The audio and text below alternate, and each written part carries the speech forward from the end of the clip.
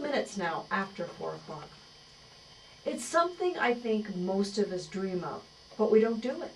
The book Four Homeless Millionaires is the story of one family who made the dream a reality against the advice of the economic experts. Throes of a global recession, as economists advise. When the journey was over, the family put down roots again. This time, not on the prairies in Winnipeg where they'd started out, but on Vancouver Island. So that means Rik Leaf is actually here in our studio this afternoon. Good afternoon, Rik. Good afternoon. Glad to be here. Nice to have you here. You say you have no regrets, but was there a point on the trip when you started to question whether you had done the right thing?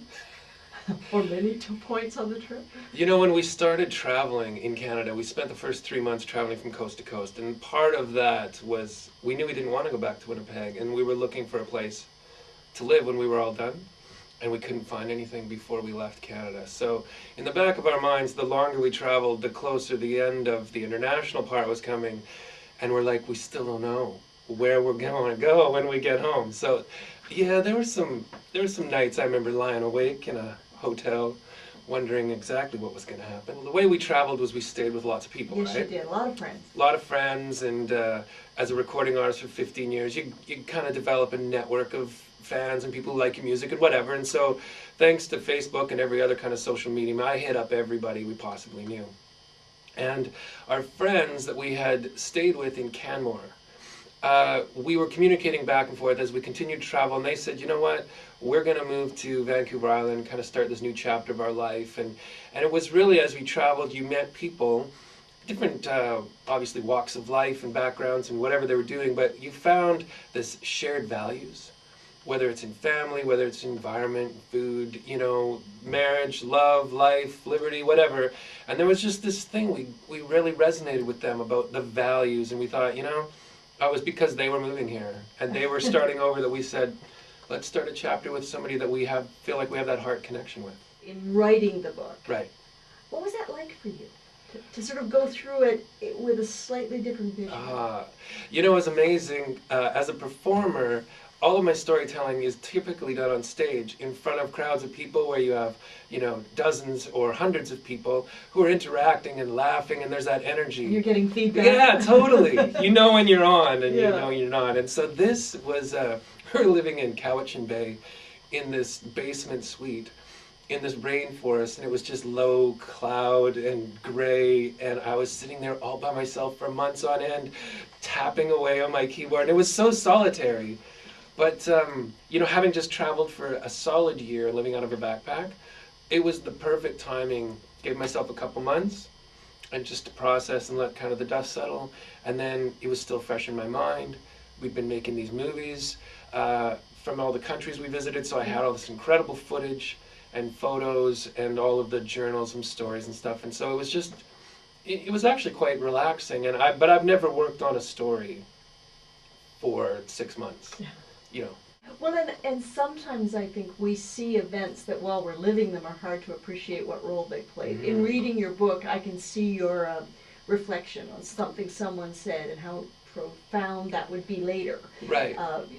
What about your kids? Because you took two, you know, lively and gung-ho kids. I mean, they sound like they had a lot of fun. Yeah. But as they look back on it now, they're getting a bit older. How old are Riel and Zion? Zion's 15 and Riel's 11. All right. What stands out for them now?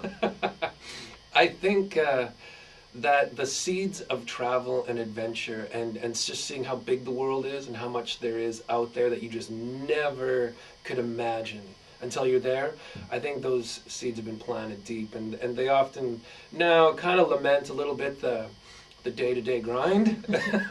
So it probably ruined them in some sense for just being content to be in one place. Let's hope so. Now, this is not just a book. I should point out to people that it is a multimedia, multi-platform story. There's a YouTube channel. The book contains QR codes for people. What's this response been like? Have you found people are experiencing it in different ways? The people that have, yes, absolutely. There's that innovative kind of component of making that so interactive. So if you don't know, while we were traveling, We had this little flip camera with us, little high-def camera that can fit in your pocket, like all of our cameras can these days. And as a recording artist, and I'd done some TV stuff, so I made this decision that I would make these little videos called Where in the World Are Zion and Riel that would allow our family and friends and fans around the world to track with us. Yeah. So we kept making these, and you had nothing to do, so sometimes we'd make funny little horror movies, and sometimes we'd make all these crazy little things because we had nothing to do but hang out with each other. So then when we got to the end of this trip and I started looking at all these videos, it was actually somebody at Friesen Press that said, Rick, if you've got all of these videos that tie in with the stories that you're telling, why don't we find a way to like incorporate those right into the text? So to include the QR codes as like chapter notes. Yeah. I've never seen that personally. Maybe it exists. I haven't seen it. And anybody, I mean, today I was at Bolden Books. They decided to take the book at their bookstore. And so the supervisor that's right there, I pull up my phone. I said, you got the scan? You got a QR scanner on your iPhone? Yeah, I just got it. Yeah. Scan this thing at the back of the book. And it comes up and she's like, oh my gosh, this is so cool. What was the best moment of this trip for you? Hawaii. We got there and it was the first international stop. And so we left my mom's little small town in Alberta. Three Hills. Yeah, 3 Hills. And we got on the plane and we stepped off and there was palm trees and it was this tropical environment.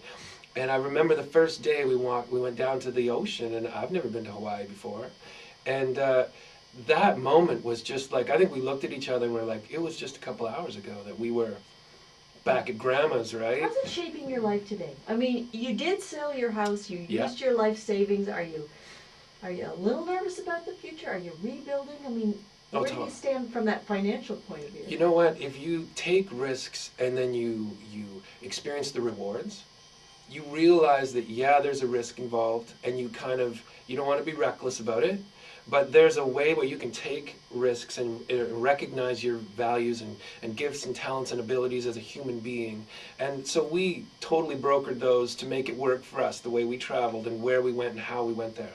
But then that same modus operandi is how we moved to Vancouver Island, and how we moved to Victoria, and Zara started a tattoo shop in Fernwood Square called Fly the Cage, and you take your kind of entrepreneurial spirit and your artistic gifts, and you go, okay, well, we love Victoria, and we love this area of Fernwood, so let's move in here and let's make a way. So it kind of just continues on, doesn't it, the journey? Will you do it again? Absolutely. Okay. Hopefully the Four Homeless Millionaires will go to Africa next. Yeah. All right. Nice to know what the dream is. Rik, thank you so much. Nice to meet you. Oh, thanks so much for letting me be here. Yeah, it's great. Rik Leaf is the author of Four Homeless Millionaires, The Odyssey of Adventure and Discovery, and he's also the founder of the Canadian performance collective Tribe of One, and as I said, a musician. And if you want more information on the book and Rik, you can go to rikleaf.com, and that's R-I-K leaf.com. And here's some music now from Rik Leaf. Excellent.